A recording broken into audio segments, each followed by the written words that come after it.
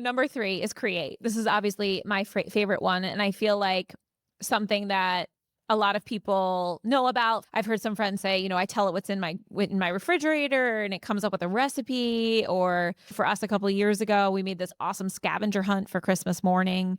These are some like really fun ways to extend our own creativity. I also think that this gets to a bigger concept, which is that we've talked about as a family, which is that we want to become and really step into our role as a creator family, not a consumer family. Yes. Because with social media, with AI, there is more content out there than ever that is ripe for consumption. Yep.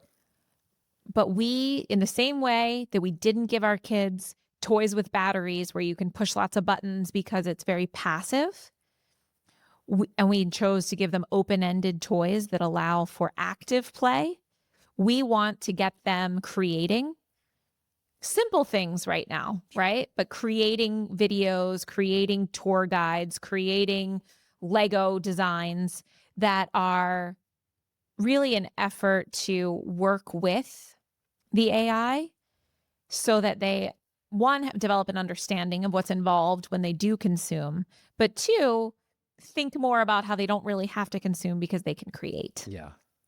Okay, so some ways that we have been creators as opposed to consumers have been like when we went to the Kennedy Space Center, Hunter very quickly created a tour guide of it, I guess you would say, through a series of different videos.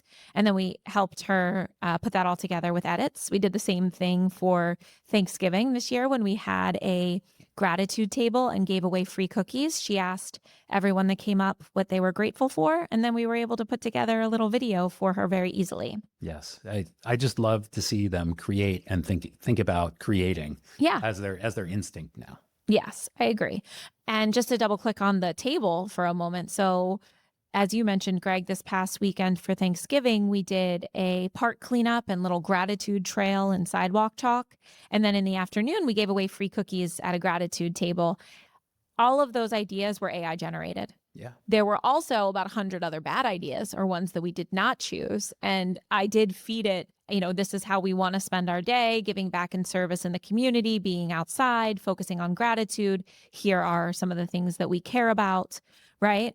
And so guiding it and brainstorming with it. But I have to tell you, I would not have thought of a park cleanup, a gratitude walk, or a gratitude table on my own. It's so cool. And so thanks be to AI. Yeah. Also, there's some switching costs here. I said there are no switching costs, but there are some because the models do get to know us as people and kind of the types of things that we gravitate towards. So I think that all of the inputs over the years led them to say, hey, Danielle's the type of person that would be inspired by this. Yes, possibly. And this goes back to being creators, not consumers. Execution matters. Oh, yeah. How many people do you think dialogued with AI about like fun things to do on Thanksgiving versus actually did it? Yeah. And so these tools are at our disposal, but it's still going to be the people that actually are the action takers that win in the end. Absolutely. Right? The other thing I'll say around creation is we've been using NotebookLM's explainer videos more recently to take, perhaps there'll be a Wikipedia page or a 15-minute YouTube video on the domestication of cats, which is like a real life example. Hunter wanted to understand how cats became house cats. And so I pulled in a couple of different sources and then asked NotebookLM to create an explainer video. It created a 5-minute video, made it extremely easy to understand with pictures, it really breaks it out nicely, always does. And then it really helped us understand how cats were domesticated, which is really around when we became an agrarian society. And with grain comes rats, and with rats come cats. Yep. They're very effective pest control, right? And so it also created, not only did Hunter understand this very quickly, get up to speed, but then she said, I want to share it with my class. And so we were able to share it with her teacher, who shared it with her cluster. And now it really has legs far beyond what we do with it if we choose to share it. Totally. And I think that NotebookLM is just the tip of the iceberg. I really see all of these AI video apps like Sora being able to generate explainer videos. And I think that's going to be the next big thing. Hmm.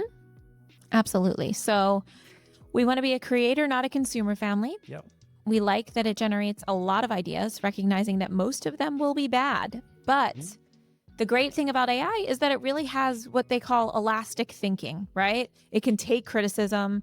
It always has a beginner's mind.